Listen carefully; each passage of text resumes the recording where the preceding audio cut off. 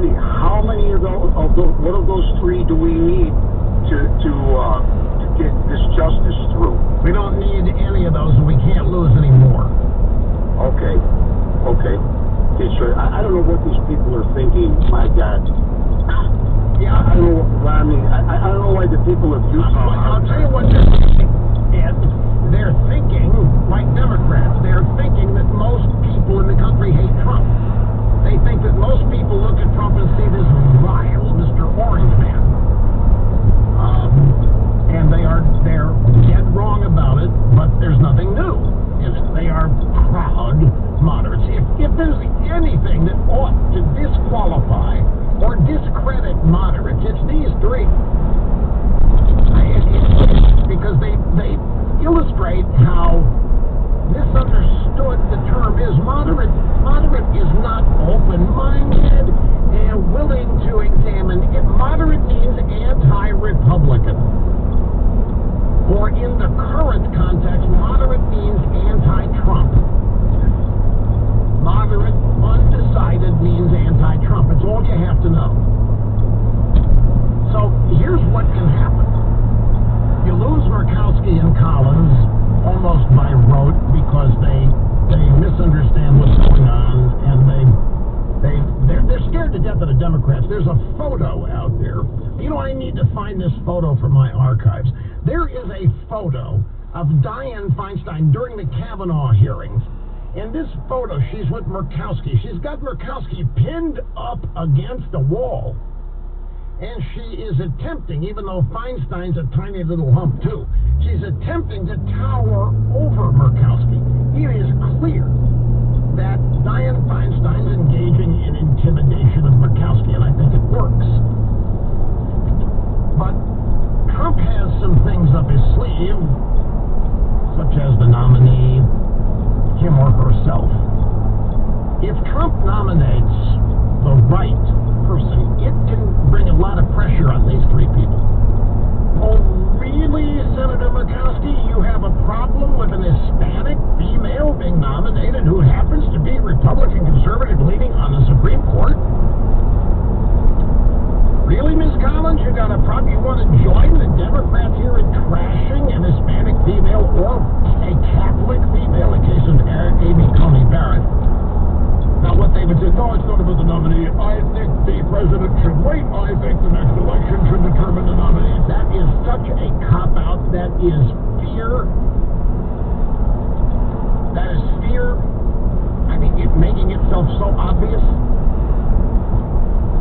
But the numbers are this, and we can afford to lose 3, but no more. It would bring in Mike Pence as the tie-breaking vote. The vice president, the president of the Senate, and he would go in and he would vote and break the tie. And then the Trump nominee would be confirmed. But okay, I got the photo here. It's going to take me a while till the next break before I can get it moved into position for the cam. But hang on for that, I'll show it to you just a jiffy here, folks. The bottom line is that I don't know if we've really lost Murkowski and Collins for good. Probably so. But who the nominee is going to play a big role. They are, as I say, illustrating the phoniness of being moderate and undecided. But we've got time to that. Oh, here's another thing.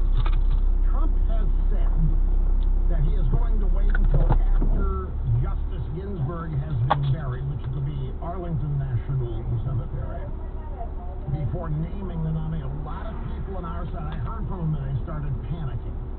There are people that are afraid if Trump doesn't name the nominee today, that it's all going to get destroyed. And it's going to get lost. That we're going to lose the momentum. That we're going to lose what we've got going for us right now. And I don't today. Hi, may I have a medium hot regular coffee, please? Medium hot made regular? Yes. Of course, anything else? That's it. 7 of them. Thank you.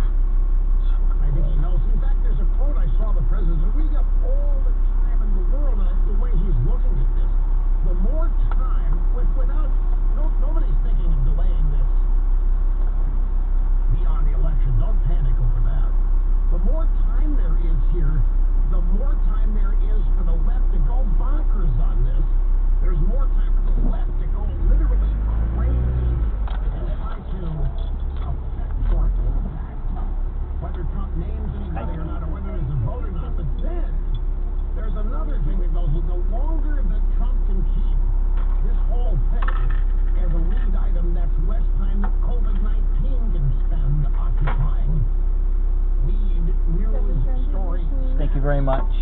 You have a great day. Thank you, you too. But I think Trump's thinking is the more time there is here, the greater the opportunity the Democrats and the left are going to make abject total fools of themselves. For example, it helps them to be out there promising to pack the Supreme Court. You think it helps them to be claiming that what they're going to do is grant statehood to Puerto Rico and the District of Columbia, saying it 4